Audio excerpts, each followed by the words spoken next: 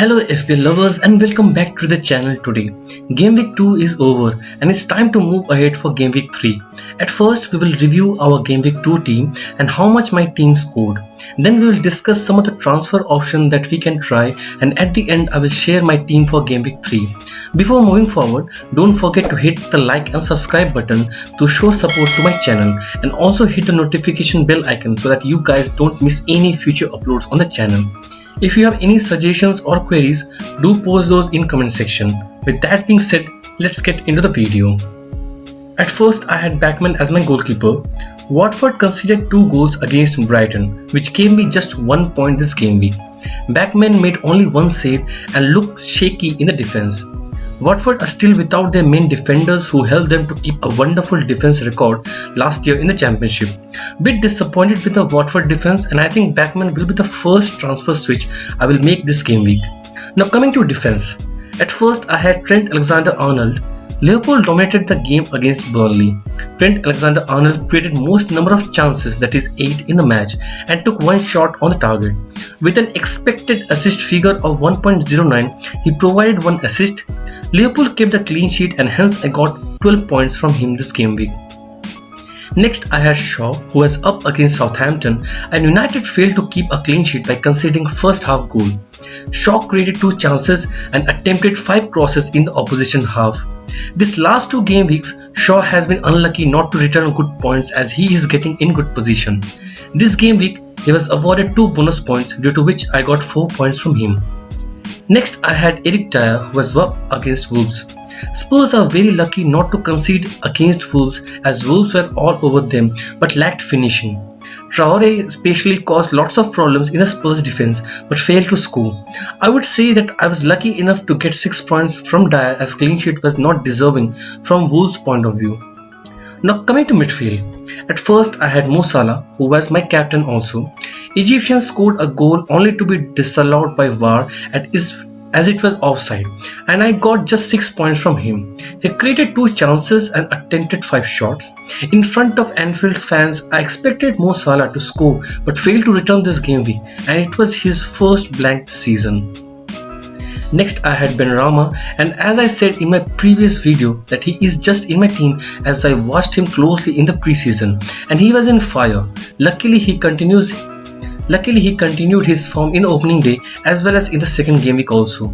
He scored 1 goal and provided 1 assist, giving me total 12 points this game week. He created 3 chances and attempted 2 shots also.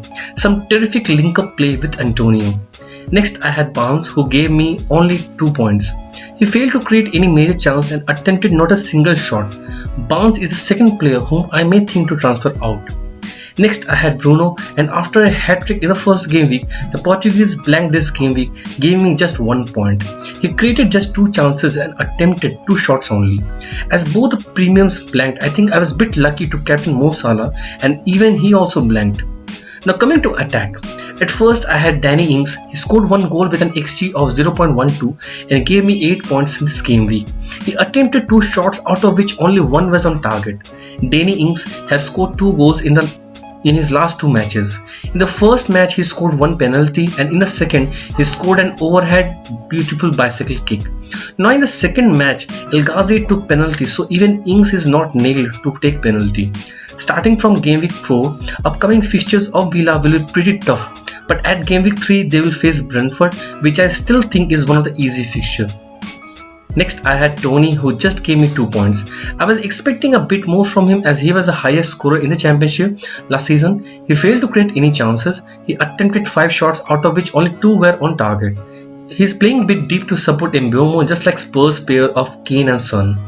Next I had Antonio, and again seeing the preseason where Antonio and Benrahma were complementing each other proved good for my team. He scored 2 goals and provided 1 assist, giving me 16 points. He created 3 chances and attempted 7 shots.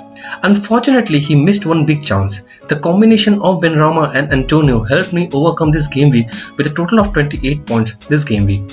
In my bench, Soufal provided 1 assist and got 5 points.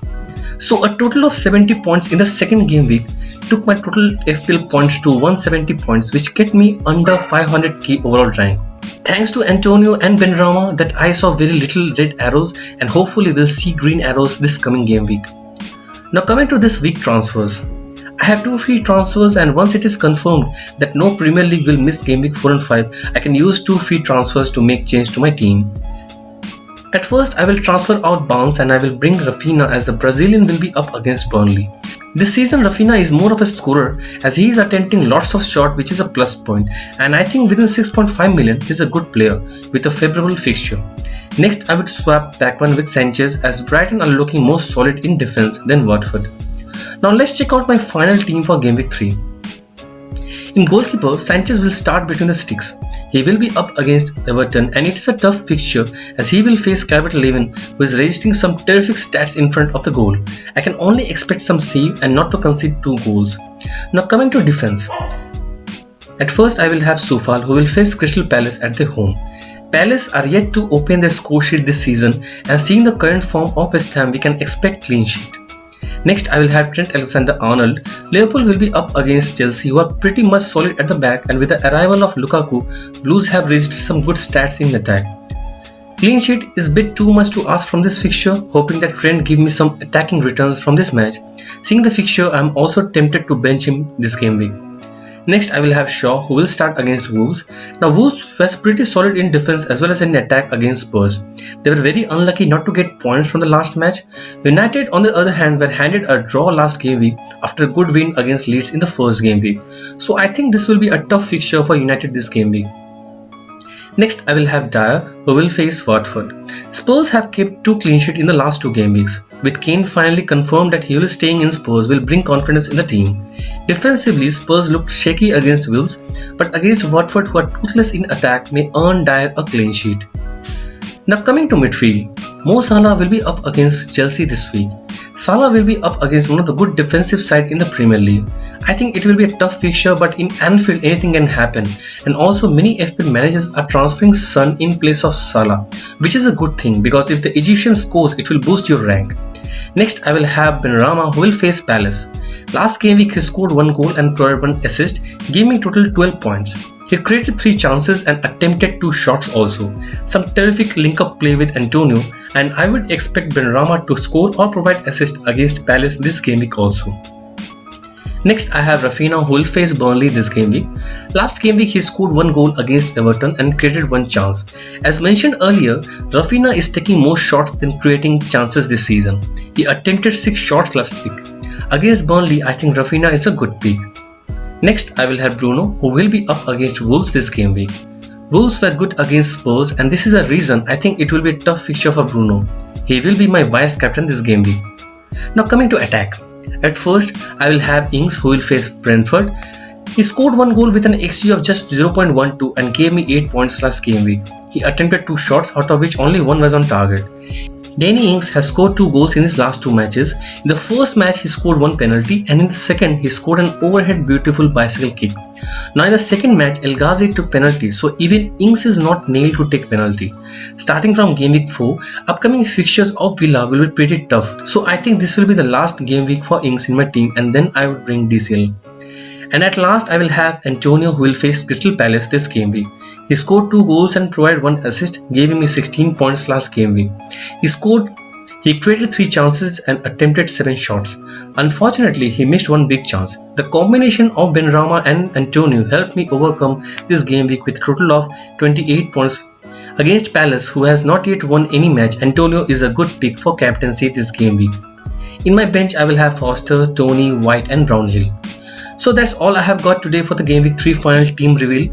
Please follow me in Instagram and Twitter, where I will share my updated team just before deadline. And also don't forget to join my league. I hope you guys enjoyed the video. If you did, give it a like and subscribe to show support for the channel. And once again, click that notification bell so that you guys don't miss any future uploads. Also leave a comment what you guys thought of this team and drop your teams in the comment section. And with that being said, I will see you guys in the next video. Goodbye and good luck for Game Week 3.